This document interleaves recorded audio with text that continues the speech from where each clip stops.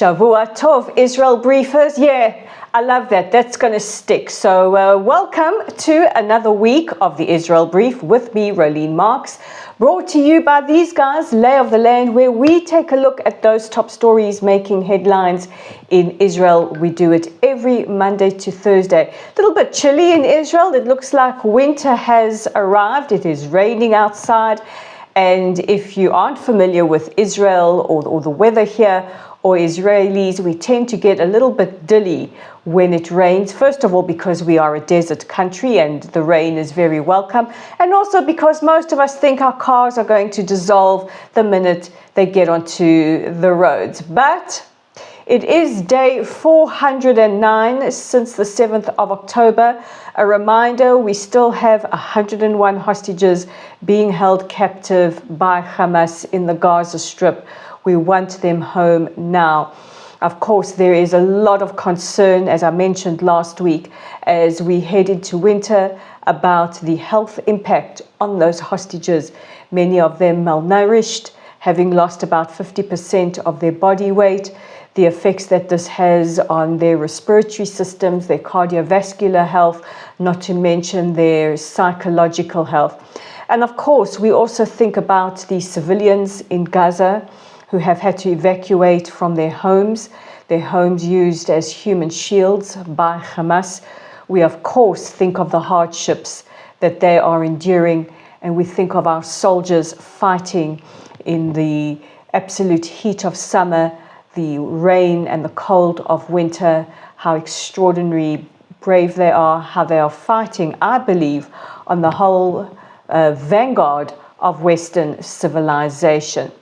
But let's take a look at those top stories. And one of our top stories is very pertinent to today's audience question that comes from Pierre in France. I know that we also have a question from Stephen. Stephen, I'm trying to get the answer for you.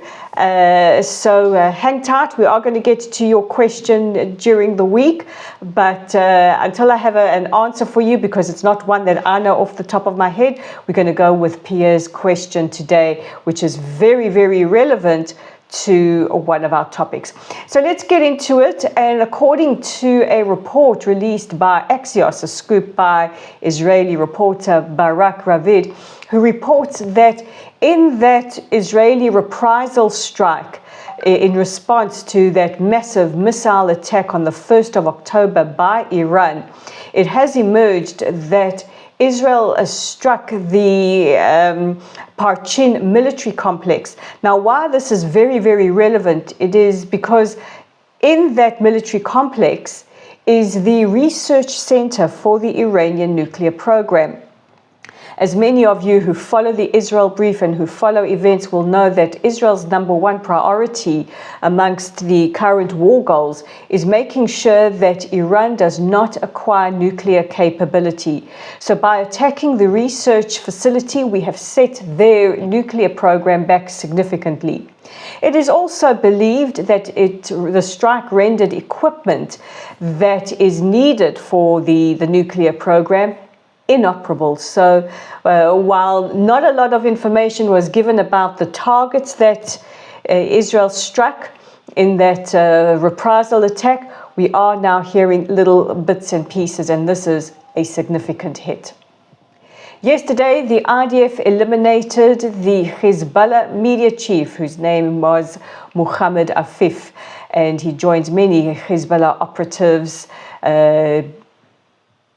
in the only place where terrorists go, and you can use your imagination.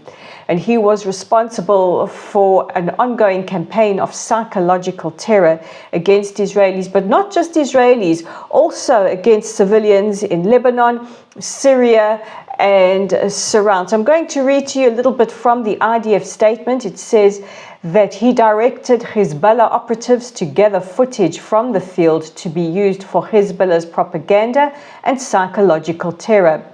The statement says that he joined the terrorist organization in the 1980s, and since the beginning of the war, Afif wielded significant influence over Hezbollah's military operations. He was in contact with senior officials, well, those of them left, and directly involved in advancing and executing Hezbollah's terrorist activities against Israel. And it is also believed that he was responsible for some of the rhetoric, the dangerous rhetoric. If you recall, a couple of weeks ago, there was a drone fired towards the private residence of Prime Minister Netanyahu, and Hafif is alleged to have said this: "The eyes and ears of the resistance fighters are always on you. If we didn't reach you this time, there are still days, nights, and the battlefield between us. Iron for iron, blood for blood, and fire for fire." Well, I guess that he has said his final piece now. American families of those who were either killed or injured in the attacks on the 7th of October have filed a lawsuit against Tehran.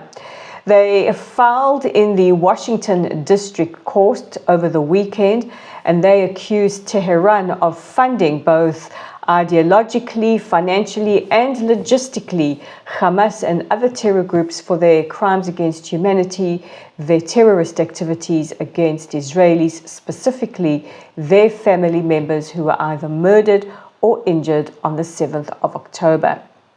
And finally, the incoming U.S. House Majority Speaker, Senator John Thune, has threatened the International Criminal Court that if it does not cancel what he calls their scandalous and illegal actions to issue arrest warrants against senior Israeli officials.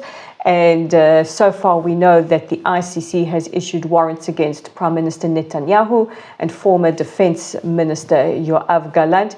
He says that the Senate majority will impose sanctions on the ICC.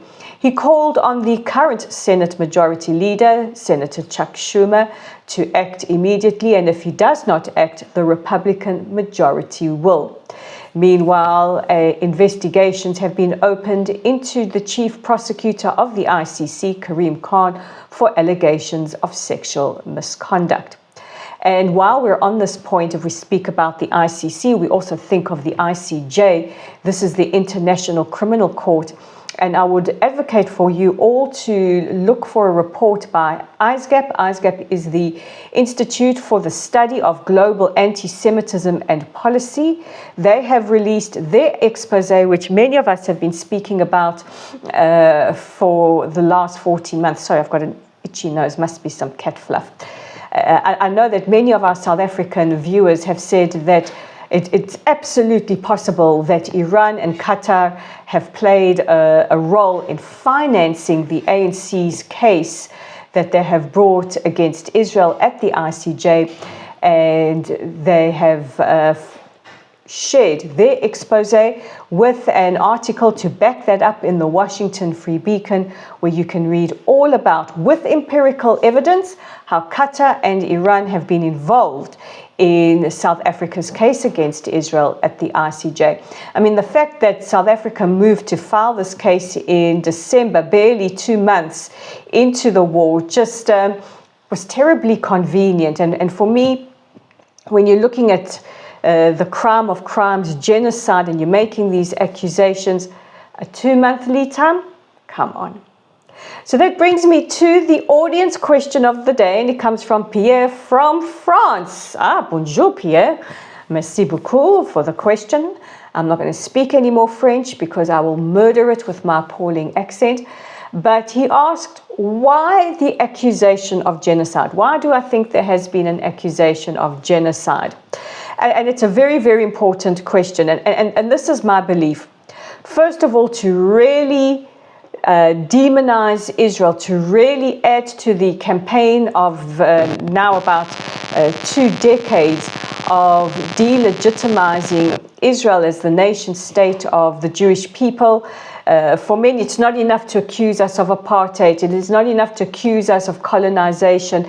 Now they have to accuse us of the crime of all crimes, which is genocide. It is also a very emotive accusation. Genocide is not about numbers. Genocide is about intention. And we have seen throughout this war the actions of the IDF to try and mitigate as much as possible civilian casualties and civilian numbers. But also why it hurts is because the IDF, the Israeli Defense Forces, is not an army made up of career soldiers. It is a people's army. So it's our husbands, our sons, our brothers, our fathers, our sisters, our mothers, who are all fighting in this war. So to bring the accusation of genocide against our family members is the ultimate hurt that can be opposed or imposed on us. So I hope that helps, Pierre. And that's it for today. Just a reminder that if you have any questions, please pop them in the comment section below or be in touch with us via our website or Facebook. Speaking of which, our Facebook page is at Lottel's site. Our website is layoftheland.online.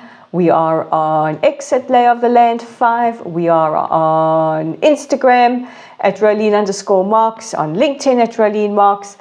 And of course on YouTube, right here at the Israel Brief. If you like us, subscribe. So guys, take care of yourselves, take care of each other. I will be back tomorrow with another edition of the Israel Brief. I'm Rolene Marks. God bless. Bye for now.